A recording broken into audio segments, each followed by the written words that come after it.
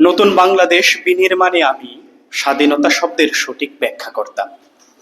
ধন্যবাদ সম্মানিত সভাপতি, ধন্যবাদ উপস্থিত সুধী আমাকে সুযোগ করে দেওয়ার জন্য। স্বাধীনতা শব্দটার অর্থ এখন পর্যন্ত আমাদেরকে কেউ ভালোভাবে ব্যাখ্যা করতে পারেনি। শুধু বিকৃত স্বাধীনতাটাই আমাদের সামনেও ব্যাখ্যা করেছে। এই তো সেদিন চাচা আর ভাই বসে আলাপ করছিল। ভাই বলল, ভারতকে ছাড়া আমাদের স্বাধীনতা হুমকির সম্মুখীন হবে। তখন চাচা চেঁচিয়ে উঠে বলল, তুই কি বুইলা গেছিস 2011 সালের 7 জানুয়ারির কথা, যেই দিন ফেলানিরে মাইরা জুলাইয়া দেয়া হয়েছিল ভারতের কাঁটাতারের বেড়ার উপরে? তুই কি বুইলা গেছিস সেই দিনের কথা? সেই দিন কোথায় ছিল তোর ভারত প্রীতি? কোথায় ছিল তোর সার্বভৌমত্ব? কোথায় ছিল তোর স্বাধীনতা? তোর কোন সরকার ফেলানির মৃত্যুর বিচার করতে পারছে?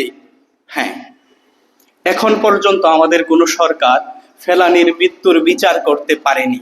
তারা পারেনি স্বাধীনতার ব্যাখ্যা করতে, সার্বভৌমত্বের ব্যাখ্যা করতে, স্বাধীনতার সংজ্ঞা দিতে, সার্বভৌমত্বের সংজ্ঞা দিতে। এই তো মাস 6 আগের কথা। একটা টকবগে তাজা রক্তের যুবক যে স্বাধীনতার কথা বলতো, সার্বভৌমত্বের সংজ্ঞা চাইতো, স্বাধীনতার সংজ্ঞা চাইতো, তাকে মেরে ফেলা হয়েছে।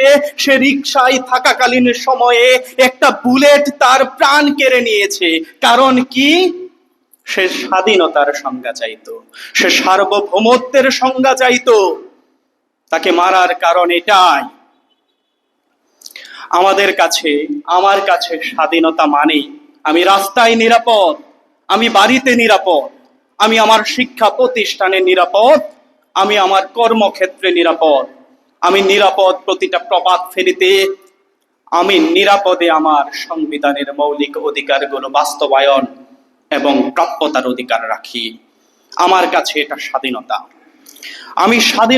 আমার কাছে স্বাধীনতা আছে রবি ঠাকুরের অজর কবিতা অবিনাশী গানে, আমার কাছে স্বাধীনতা আছে নজরুলের যাত্রা চুলে, আমার কাছে স্বাধীনতা আছে শহীদ মিনারে, স্বাধীনতা আছে কৃষকের মৃদু হাসিতে, আমার কাছে স্বাধীনতা আছে মধ্য দুপুরে গ্রাম্য মেয়ের ডুব সাঁতারে।